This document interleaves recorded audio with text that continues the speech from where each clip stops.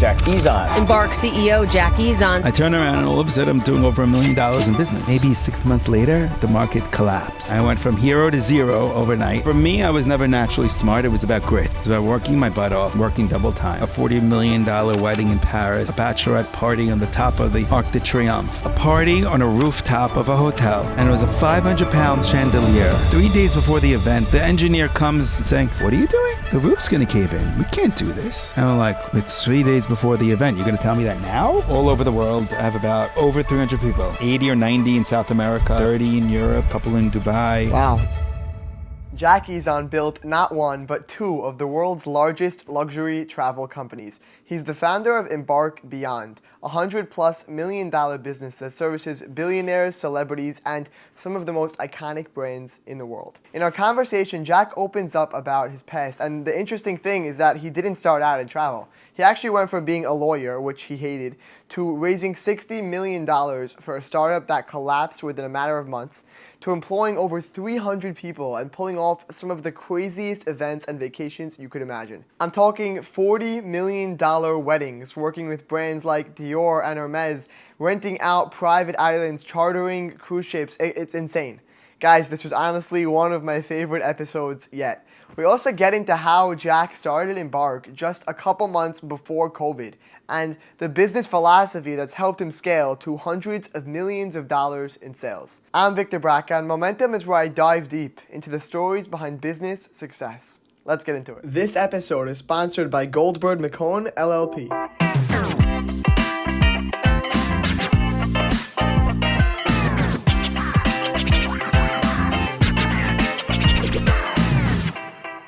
Jack Ezon, welcome to Momentum. Thanks for having me. Thank you for being here.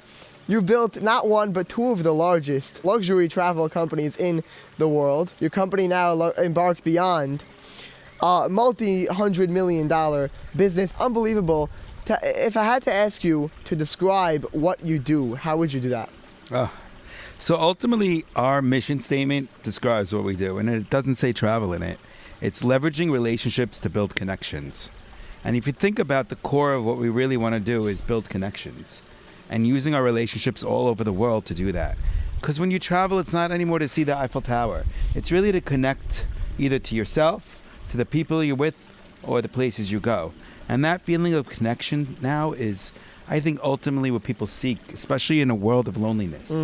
Interesting. You weren't always in travel. No. Tell me about that. When I wanted to be a travel agent, my parents killed me. They were like, you're going to be like a little travel agent making $30,000 a year. What are you going to do? Right. I had the privilege of growing up in Deal, and I was struggled as a student. I went to public school, Deal school right here, until like 6th grade, and then I went to Hillel. And I didn't start to thrive until probably 7th or 8th grade when I woke up. And then I really started to accelerate. And for me, I was never naturally smart. It was about grit. It was about working my butt off and working double time. And I had the privilege of going to NYU Stern for business school, but my real business school was Haddad School of Management. I worked for my uncle Charles Haddad, for Jack Haddad, David, and Richie. And they really taught me what grit was all about. I mean, those guys, if I showed up at 6:15 in the morning to work and not 6 o'clock, I got whipped. I remember one day I walked into the office and I didn't shave. I was in a suit and tie back then. That's how everyone dressed. Right out of school, I didn't shave. And they said, "Jack, you're not dressed for work." I said, "What do you mean? I have a suit and tie on." They're like, "Go home. We don't accept people not dressed for work." I was like, "What?" They're like, "You didn't shave today. That's not presentable. You have to always look exceptional, not acceptable." And really, that framed my real work ethic, and it framed the platform, I think, for where I am today. That and community service, which was so much a part of my youth. I think I was involved in like running 10 different committees and programs from high school on to after college in my single years. And that really framed my success, taught me, and anyone who runs leadership, you learn so much more than just giving back. You get so much back, and people say that, the chesed boomerang, and it's really true. When you lead a group of young people especially, you have to learn how to make an agenda. You have to learn how to motivate people, how to organize people, how to delegate. It's incredible the skills you learn when you take a position of community leadership. And that started with SBH. We were part of the first group to launch SBH and Deal with Really? Danny Batesh. He gave me the first book that is so much a part of my life right now, How to Win Friends and Influence People. So funny. It comes up in so many interviews. Obviously, and it's all about having a genuine interest in other people. It's a brilliant, such a core belief. And there were so many other initiatives here, and one of them, I ended up, when I moved to Brooklyn after going to NYU in the city, was the Sephardi Community Center.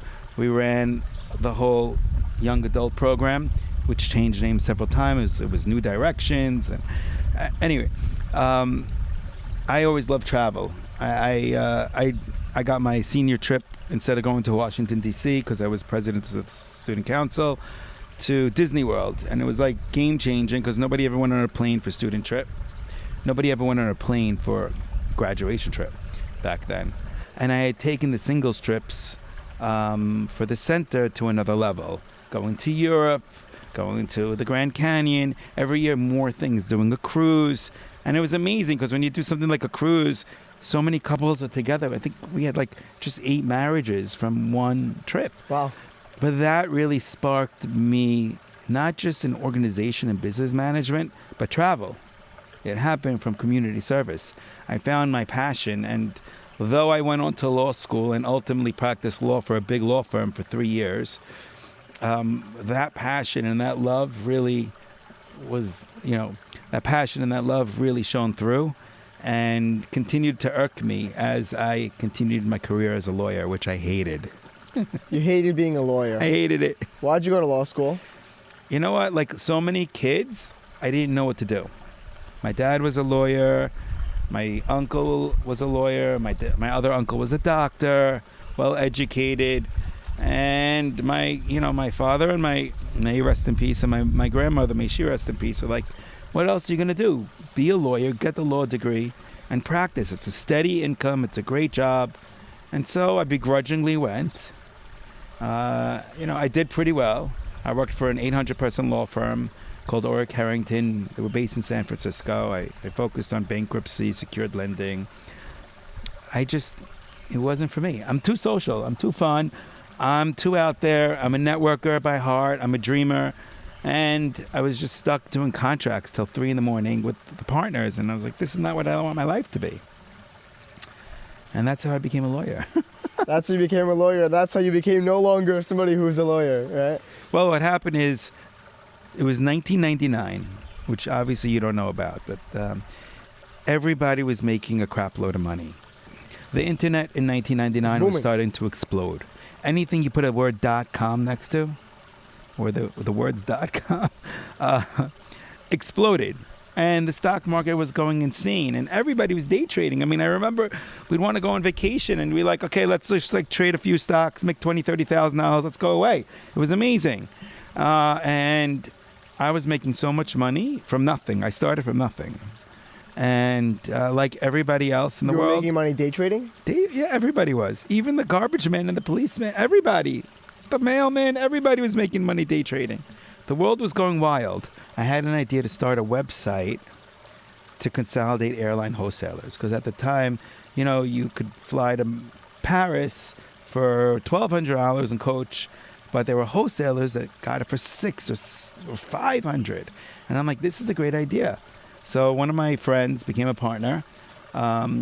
We found a company called Focusrite, which the owner, Philip Wolf, was a great mentor of mine and helped me not only put a business plan together, which I used my skills from NYU, very important base, but also helped introduce me to lenders and to investors. And that was my first foray in the VC world, which was so much fun, but super stressful. But like everybody then, I was that typical kid on the Wall Street Journal front page, trying to take an idea. I got funded. We got funded by a German technology company called IFAO, almost $60 million. And guess what? Maybe 6 months later, the market collapsed. I went from hero to zero overnight, like everyone else. And the funding for my new business venture, disaster. It was zero. So I'd quit my job as a lawyer. I had, high hopes on being the next tech bazillionaire. And all of a sudden, I am at zero. Nothing. And like everything in my life, everything, right? I struggled as a kid. Like everything in life, this was another chapter of failure.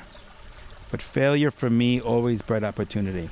My dad used to say there's no such things as bad days. There's only good days and learning days.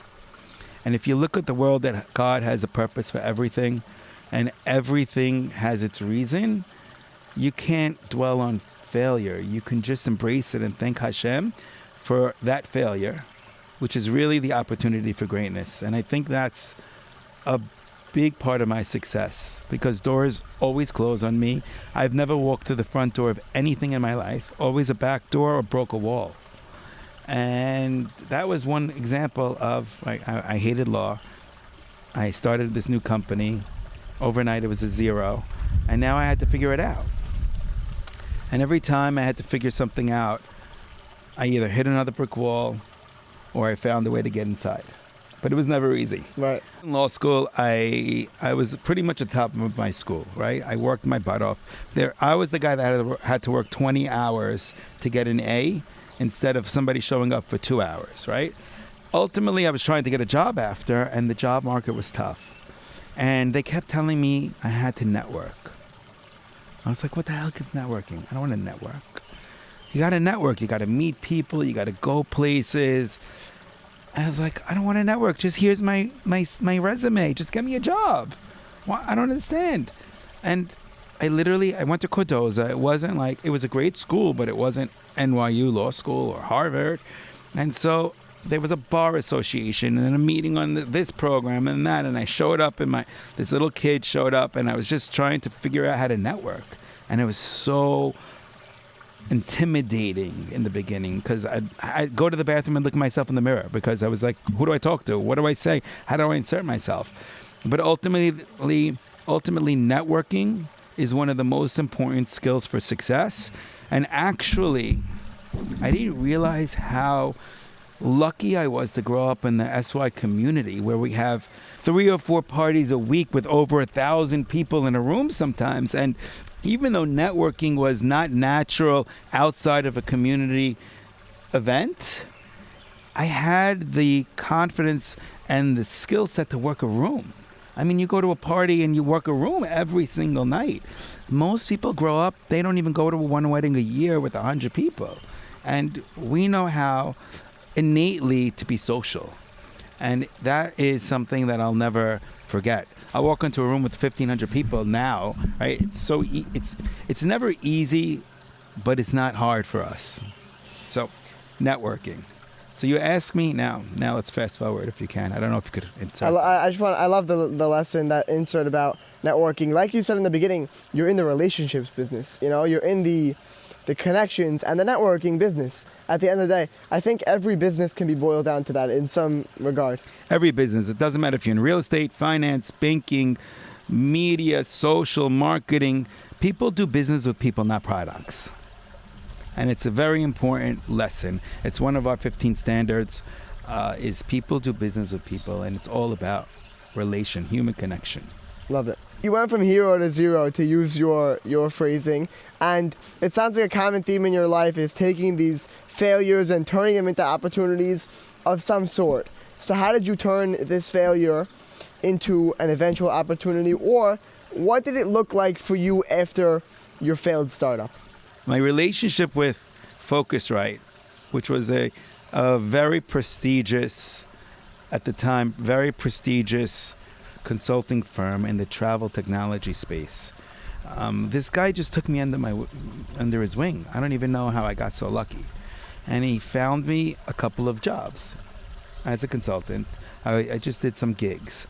And one of those was with a travel company called Lawyers Travel Service. At the time, they were trying to start a website called Wanderlux, which was last-minute luxury travel. I'm like, travel, technology, internet, check. I went there. My first day on the job was at this travel show called Virtual. So it was August 2000. Most of you watching you weren't born yet. and it was the most exciting day of my life. I mean, literally, I got to meet owners and managers of the hotels I always dreamed of. I was like, oh, this is amazing. Wow. Loved it. And I started this business for them, really negotiating hotel contracts and negotiating special rates and offers and putting a program together to have this last-minute luxury website, which didn't exist at the time.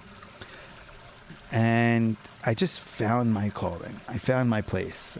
And I realized how amazing it is to work with your heart and your head at the same time. And again, when I said I'm going to be in travel and my parents thought I was crazy, I realized that you can be successful in anything you love to do. You just need to find a way to do it. There's success in everything. It's looking for the opportunity and looking for the void. And no matter what you do and how hard you work, to have faith in Hashem, honestly, I could never make up the trajectory that I had. And I could never make up the ideas that I had. It really comes from a higher place. And believing in that and trusting in that, I think, is the cornerstone of success, not just for me, but I think you talk to many people who have that. Things just happen. And even if you're the smartest person in the world, they may not happen to you. Or you could be the smartest person in the world and you just don't have the luck for it to happen. So I got that gig and I built up a business by mistake. People started hearing that I had great deals at places like, at the time, Sandy Lane and Cap Choluca and these hallmark hotels like San Pietro or Quisisana. And they started calling me, and I wasn't supposed to be a travel agent. I was supposed to be building a technology company. I turn around and all of a sudden I'm doing over $1 million in business. And I hired someone to help me because I didn't know how to issue an airline ticket. You were still at the consulting company at this point? Or I was consulting for Juan Deluxe for this. I see. For this travel company that only did corporate travel for lawyers. I was a lawyer too. It was fun. And that business built up. And all of a sudden, 9/11 happened. Business closed down, no money. Travel industry's at a standstill. Another failure, another roadblock. Great. I got recruited to build a honeymoon registry website for another travel company called Pro Travel. Okay, 9/11 just finished. People are starting to get back into travel. Again, my community base, the community base kept calling me for travel. They didn't really know what luxury travel was at that time. Very few people traveled the way they travel now. Luxury travel was a distant concept in the early 2000s. And what does that mean today? What does luxury travel mean today? It's traveling really at the highest level of hotels, resorts, yachts, being where the jet setters are, being in places like Courchevel and St. Bart's and the French Riviera. It was very minimal back then. And a lot of people didn't know. Aruba was the ultimate. Puerto Rico. Some people were hearing about other places, but it wasn't commonplace like it is now. And it was building. So I was doing this honeymoon registry, and that was growing, slow, but steady. And again, as I'm there, people are calling me because I'm putting word out. I started writing articles and publishing them in local publications like The Image, all about luxury travel and inspiring people. And now I went from 1 million to almost 4 million in sales. Slow, steady, learned a lot of, lessons along the way. The one lesson I learned that my grandmother always told me is integrity and name are the most important thing, and that's something that stays with me forever. It's my name, my reputation is so much more important than money. If you could solve something with money, it's the greatest blessing in the world. But you never compromise that integrity. And, as a SY, hustling and always trying to scan dooch is something you always try to do. And you learn pretty quickly it's not worth it. It's not worth a long-term reputation. And that's why now I can open up any door in the world, practically. And I'm probably 2 degrees of separation from any other human, no matter who they are, because of my reputation. So building this website for honeymoons, and it was going okay, not great. I got recruited back from the other company that was called, Lawyers Travel. They were merging and changing their business to become Ovation, and they wanted me back to build a leisure business for them. I guess they liked you. They liked me, but they closed business because it was 9/11. But now they're another company, new people involved, new brand, and they had nothing to do with leisure. And so they recruited me as a partner to build this leisure business. And I had built over 17 years a beautiful business, about $400 million of really high-end luxury leisure with some great advisors, mostly based in New York at the time. The world wasn't so global, and it was amazing. I built my business, I built my reputation, I built my event business there, and one thing led to another. Fantastic. I felt very privileged to work with my heart and my head at the same time. At the same time, I was known as the young guy, the innovator, because when I started in this business, I was 25, and the next youngest person was maybe 50. Wow. So I was the young guy, but that gets old fast. Don't ever be the young guy. But what I was a disruptor. Always innovating, always disrupting, always failing. So you built up this travel business, Ovation, into a $400 million business. How long were you there for? 17 years. Wow. And so it was pretty recently that you built Embark Beyond? Yeah, I left Ovation, parted ways, because my partners were much more focused on building the corporate business, and I had a lot of ideas of what I wanted to do, and we were just ultimately, after many years, didn't align, which is fine.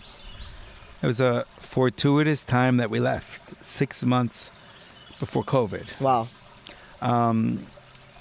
Two great people that were working with me, Julie Danziger and Eli Asher. Eli was running my events team, and Julie my leisure team. I brought them in as partners to build this new business called Embark. And the idea was to be more of a partnership, like a law firm, than a regular in-house agency or recruiting independent contractors to work with me. And we left. I took a lot of my money and put it into starting a new business, and then COVID happened. I love failures. Yeah. Disaster. Obviously, the first thing to go on everyone's mind was travel. It went from 100 to 0 overnight. Yeah, that's the worst during COVID. Wow. And I mean, for the record, you had kids at home, you had a family to feed and bills to pay, and you had just started a new business, right? So it was rough. It was the hardest part of my career, but the most rewarding. Without COVID, we wouldn't be where we were today. Why is that? So I had to put more money into this business, obviously. It ended up being more than I ever expected to keep this business alive. But while the world was hibernating, we were on overdrive. And it really helped define Embark. It built such a big shadow for such a small company. We were like the little engine that could. When the world was sleeping, we were doing things that were so outside the box that we were attracting media all over the world. And I think I had more media impressions in my first year and a half at Embark than I did at 8 or 10 years at Ovation. It was amazing. You know, again, side note, relationships is how I have such media coverage. We don't have a PR firm. It's relationships, right? And I can call up an editor or a writer that I'd taken to lunch or got to know and tell them about this crazy idea that we're doing. And if they liked it, overnight I call my marketing team and be like, guys, we're now doing this. They're like, what do you mean? I'm like, they're writing a story about it. We're doing this. We're doing that. I got this hitting the press. We're doing this. And all of those crazy ideas from, you know, doing backyard camps to long-term rental stays in Miami or in California to, you know, what we're doing now, things like market hacking concepts. It's always taking the chaos of the world and saying, how can we help our customer? And taking a customer-centric approach to putting your head in your customer's mind and saying, how can we help them in what we do? And by not just saying we're a travel agency, but a company that uses our relationships to build connections and help our clients, there's so many more opportunities to do what you do at your core and proliferate it into many other things that are relevant. We're lucky because we have such great relationships at 360, People call us, I need to get that bag at Hermes. Can you get me an appointment? I mean, we're very lucky that we have relationships for that. Can you make me a friend of the house of Dior? Can you get me into this fashion show? Can you get me to F1? Yes, we're very lucky to have those relationships. And you have to be very delicate with those relationships. Right. But we're lucky to have that and to be able to leverage that. Did you know that there are ways to fight back against the IRS? This episode of Momentum is proudly sponsored by Goldberg McCone LLP, the very best that tax law has to offer. From audits and big tax balances to penalties and complex cases, they know exactly how to handle it all. When the IRS throws you a curveball, they hit back hard. Whether you're a business owner, high net worth individual, or facing global tax compliance challenges, Goldberg McCone is the team you want in your corner. Goldberg McCone delivers creative tax strategies and real results. Take control today. Visit www.goldberglaw.com. That's GOLDBURD, like dog.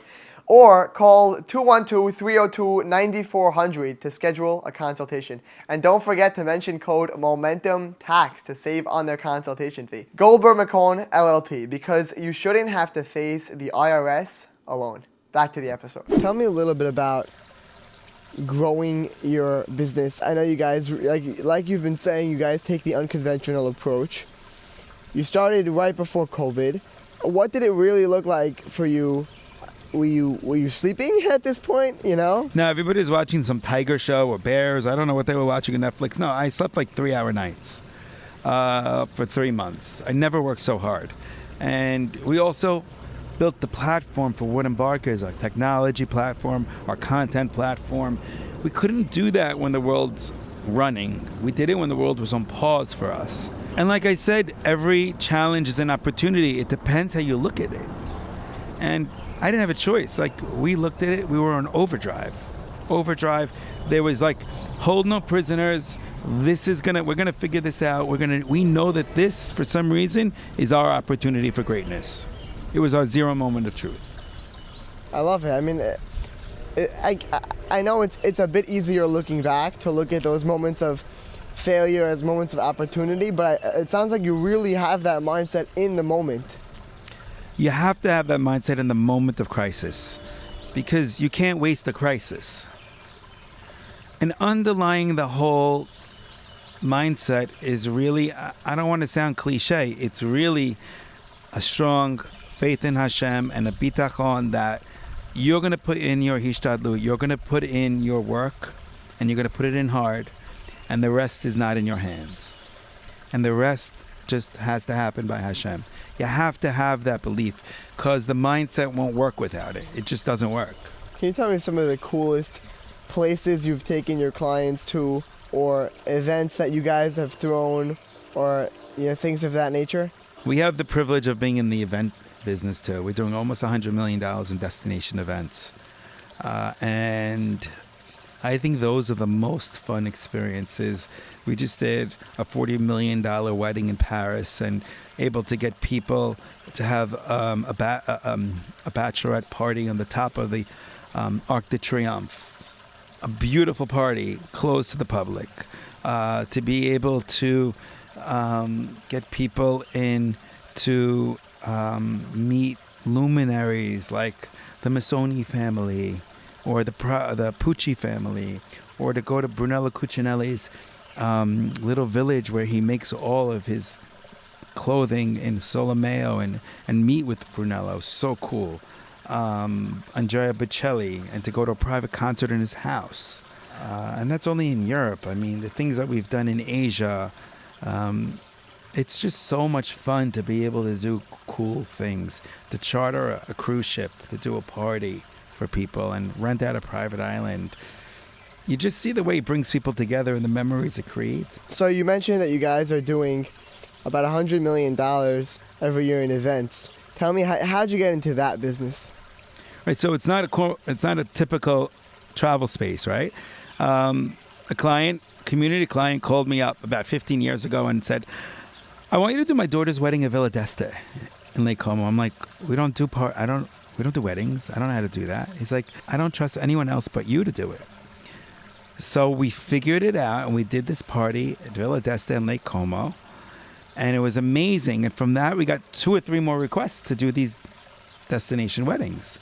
I don't know the difference between a rose and an orchid. This is not my space. So I hired an event planner to come work for me, and we did a couple of events, and guess what? It was a disaster. Really? I don't know, again, music, what a truss is, all these. I don't know this. I know travel. And ultimately, I didn't know the questions to ask the people that were working for me. The last event I did fully was a party on a rooftop of a hotel, and it was a 500-pound chandelier made of moss, and we had 400 people coming, and 3 days before the event, the engineer comes, just happens to be listening to us with the hotel and saying, "What are you doing? The roof's going to cave in. We can't do this." And I'm like, "What? It's 3 days before the event. You're going to tell me that now?" And he's like, "Well, nobody asked me." I'm like, "Well, why didn't you ask?" And he's like, "Why didn't you tell me? You need to know this stuff." Anyway, it cost me a couple $100,000 to fix the problem. And after that, I said, we're done. We're changing the business model. I'd work with some planners like Norma Cohen outside the community too. And I said, we're going to stay in our lane and grow through partnerships. Make less money, but we got to stay in our lane. And so I started to go to these shows for event planners. And again, talk about networking. Victor, when I walk into a travel show right now, I know every single person in the room. Everyone knows me. It's so easy. I walk in, and now I walk into this show with event planners, and I didn't know one human being in the room. Not one. I was back to my days as a law student. I went the first time, so humbling, because sometimes you get so comfortable in your space. I went, I met people, I went back to the bathroom, I looked at myself in the mirror, just like I did as a law student. I came out, I came back to the office, and everybody's like, "So how'd it go?" I was like, it was intense. It was humbling. I didn't know one human there. I met a couple of people. They're like, "I guess that's not going to happen again." I'm like, obviously, of course it is. Absolutely not. You don't give up. You have to go at least 3-4 times before you make an impression. And so by my 3rd time to that show, I'd basically had the privilege of getting to know everyone in the room. And I made such great relationships, beautiful relationships with such influential event planners. It really helped us relaunch that business in a much smarter way. And if at first you don't succeed, try again. And you just have to keep retooling concepts before you hit it. Failure. Don't waste a failure. Don't waste it. Don't waste a crisis. Don't waste a crisis, right. And so it was a bit of a setback for you in terms of, getting into the event space in the beginning. It cost you hundreds of thousands of dollars for that one single mistake that was made. That was one of many. Don't worry. Aye, that's crazy. But if you could solve something with money and keep your reputation, Baruch Hashem, thank God. Worth it. Right. Reputation trumps all. So tell me a bit about what your business looks like from that point until today. What's the revenue breakdown in terms of travel and events, if you're comfortable sharing that, and just tell me how you've grown since then. As you start on a trajectory and you deliver, right, your best marketing is your success and your customer satisfaction. And by doing that, peppered in with high impact visuals and PR, helps you magnify your success, right? And that's why I invest so much of my time in media and PR, is because it's my magnifying glass, right? So the relationships I've made and built with journalists is very impactful because it elevates your exposure. Same with social media, but at a different level, right? And we took a lot of these event planners on incredible trips to show them the world and show how we can activate the world as a destination celebration. That so many other people had FOMO. They're like, how do I get on that trip? I'm like, you have to do business with us. I want to do that. How do I get to know you? And all of a sudden people were talking to me because they just wanted to come on the trip. or they wanted to be part of this Town and Country article that I brought other people into because I pitched the trend of destination events, and they want to be in the Wall Street Journal. They want to do this. And so, you know what? You take your success and you amplify it. And it's very important to take different tools that are not necessarily obvious, but that people all aspire to add in to, I think, create your own path and your unique selling point. Very interesting to hear, like, really the inner workings of your business. Such a cool industry. Not easy. Not easy. By the way, I can be making so much money probably in real estate for all the hours I put in, but I love what I do. I work 16, 18-hour days. I love what I do. I'm a workaholic, and I don't feel like exhausted on my hardest day. And I hope and I pray that everyone gets to find what they love. I was just with the CEO of Dior last week for lunch, and she's like, so what do you want to do together? And I'm like, I don't know yet, but I want to do something. And I know that this is the first kind of collab that you've done with the travel company before, so there's no history. But I know we have some things to do. And that's how most of my collabs have evolved, is we need to broaden what we do and find value. And that's why we do travel at our core, but we bring in jewelry, fashion, auto. Art is a huge driver right now. Design is a huge driver right now of travel, ultimately. And if you just stick to that one word in somebody's lifestyle, AI is going to replace that. We need to double down on what I call EI, emotional intelligence, layered with artificial intelligence. And we need to become that client advocate, the client tastemaker, the client navigator through a sea of information, and to really go deeper with our customer instead of broader in selling what we specialize in. So I say, specialize in your client and know the world. It really applies to every business. Applies to every business. Not just travel. I've learned so much from the luxury space that I bring back into travel, and they learned from us. And when I first started bringing travel, luxury brand people to our events or our company meetings, people are like, why do I care that the president or the CEO of Frette or Dior or Hermes is here? Like, what does this do for travel? And it has everything to do with travel, right? Now with tariffs, people are traveling to shop. We got to get them shopping appointments. We got to get them stylists. It's so important. But the other thing we learned is this concept called clienteling. And trying to shift the way people do business from my side is so hard, to create a clienteling mindset. What's clienteling? Clienteling, is that a trademark term? Clienteling is not a trademark term. It's a term that I think LVMH may have coined, but everybody in luxury uses today. And it's basically proactive, relationship-based selling. You don't wait for the phone to ring. You reach out to a customer and build a relationship, and everything else follows. Again, people do business with people, not with products. And the concept of clienteling is an old concept that we've just coined and trying to perfect. And it's about building a relationship. If you have a stylist at a top brand, you'll probably be getting WhatsApp messages or texts or plain text emails. I just got these beautiful shoes in. I know they're very your type. I'm going to put them aside for you before they go on the floor because I'm thinking about you. And it's all about saying, I'm thinking about you and I'm not targeting you.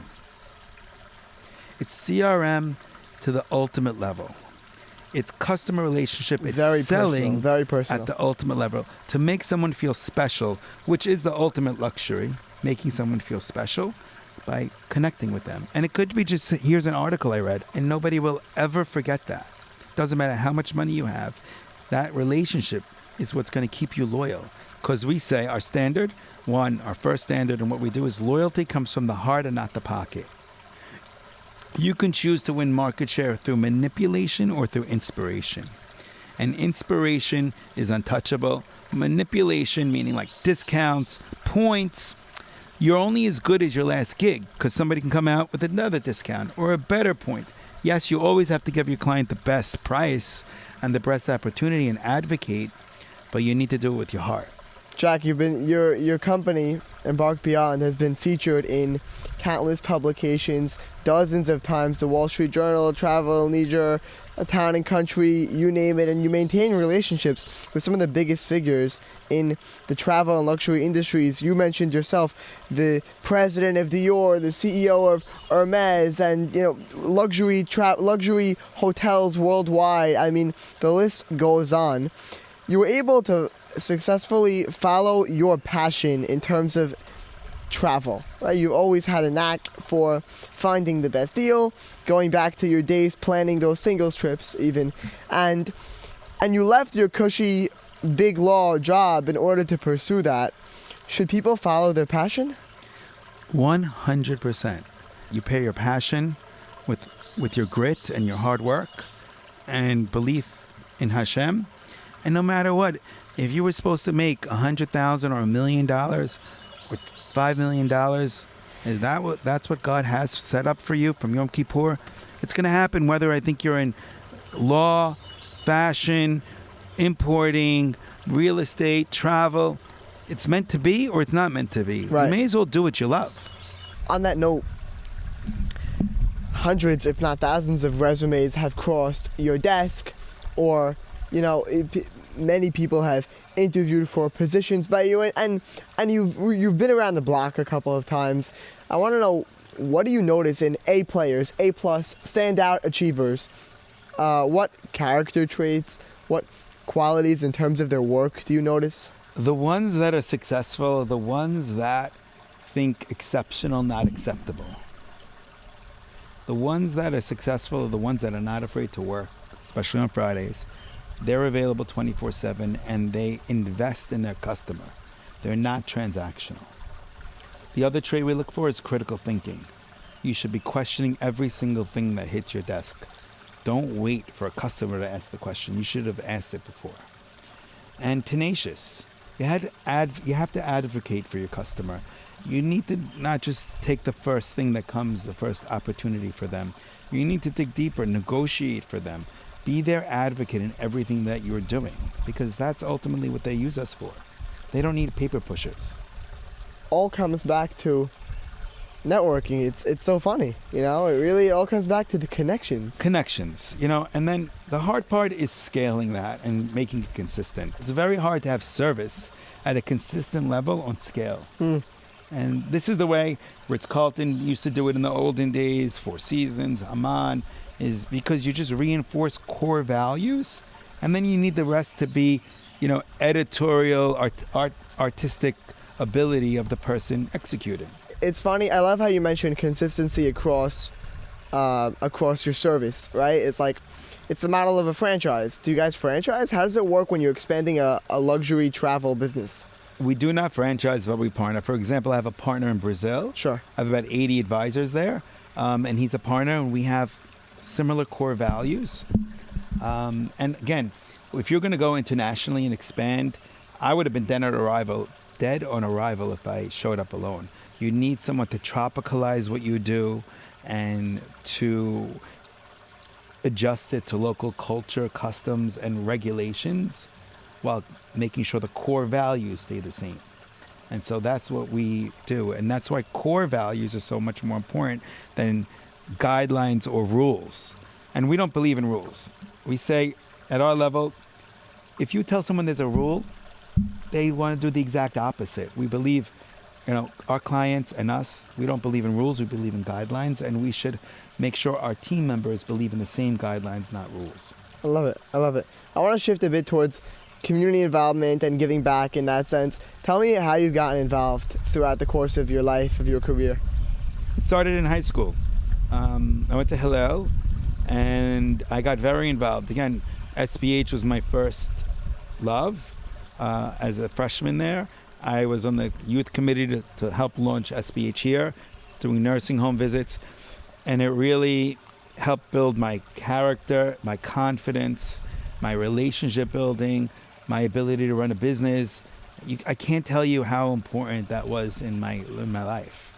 And I think even though I'm a workaholic, everyone needs a balance, and that balance should be, right, your work, your family, Torah, and having that peace in Hashem in your life and what you're giving back. And giving back is one of those 4 elements. And if you don't have every one of those 4 elements, you're going to feel at a loss. Jack, I mean, you've seen every corner of the world and every type of person, every type of community. When you come back home to the Syrian community of Brooklyn, how do you reconcile the differences between our community versus everybody else's? And is there ever a question in your mind of, should I return? Should I not return? Tell me about that. It's such an interesting question, Victor. Look, I have the privilege of working with like some of the coolest people in the world, from royal families to celebrities and jet setters and billionaires. And it's such a cool, sexy world. It's amazing. And even the people I get to work with every day, they're like sophisticated and they have a whole different worldview in every facet of what I do. Well-dressed, partying. At the end of the day, I'd say 99% of them are not happy people. They're lonely. They lack identity. They're all searching for something.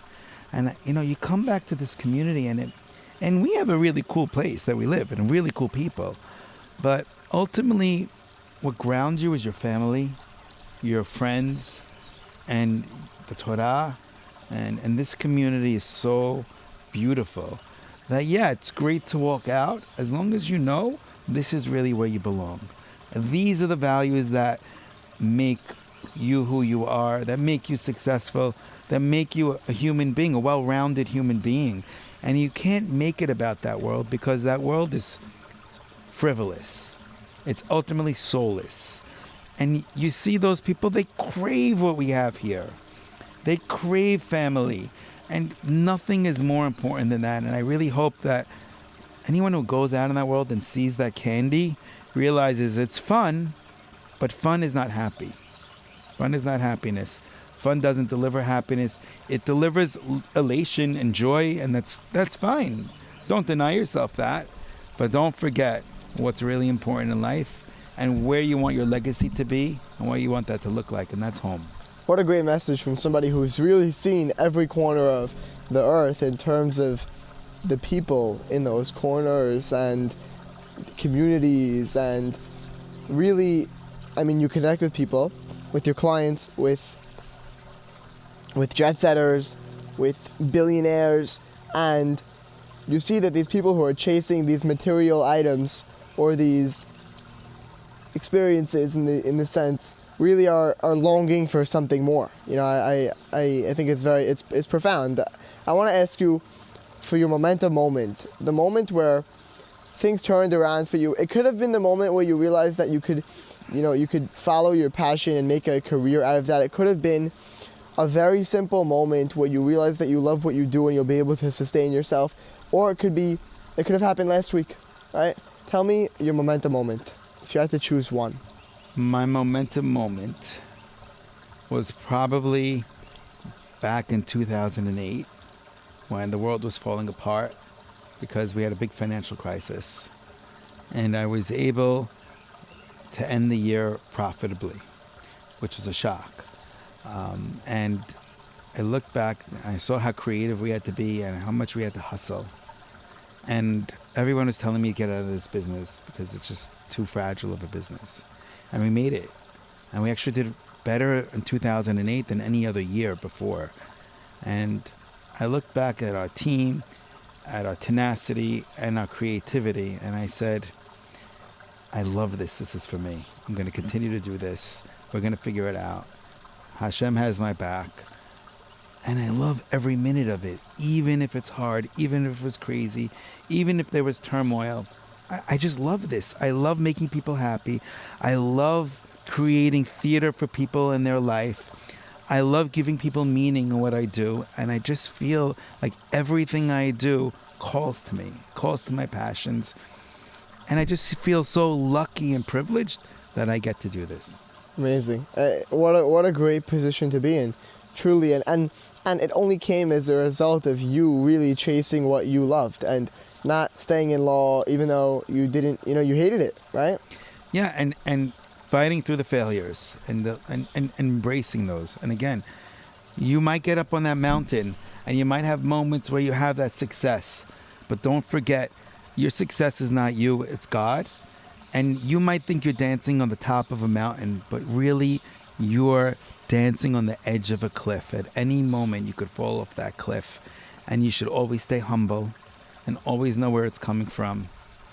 And just be true to yourself. Be humble, be humble, be humble. Because the minute that ego goes to the top of that mountain, it can all go away in a minute.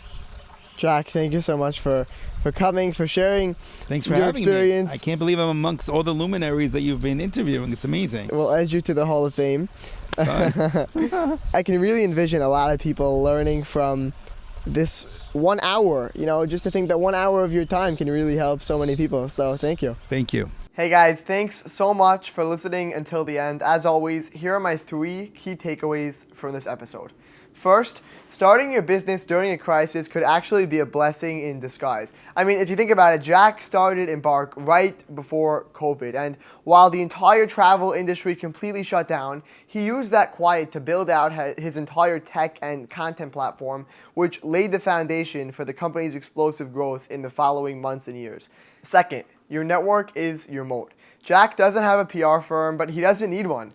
Decades of investing in real relationships with journalists, luxury brands, high net worth clients have created a business that markets itself. And third, stay in your lane.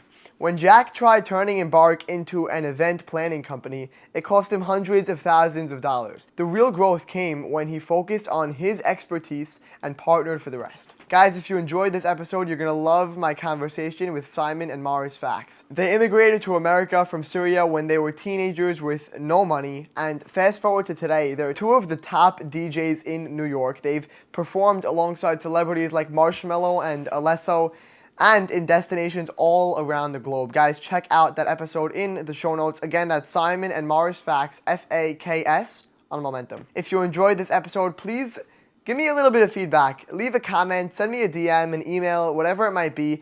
I would love to hear your feedback. We're wrapping up season 1. We're getting into season 2 now, and I'm so excited for what's coming. But if there's anything that you like, particularly about the podcast, if there's anything you think I could improve on, I'm all ears, really whatever you have for me. The way I improve is by listening to you guys and your feedback and your recommendations. So with that said, please leave your feedback, and it would be amazing if you could share this episode with a friend who is into travel, into entrepreneurship, starting their own business, resilience. I mean, so many themes of this episode with Jack. It was unbelievable. Guys, again, I hope you enjoyed. Until next time.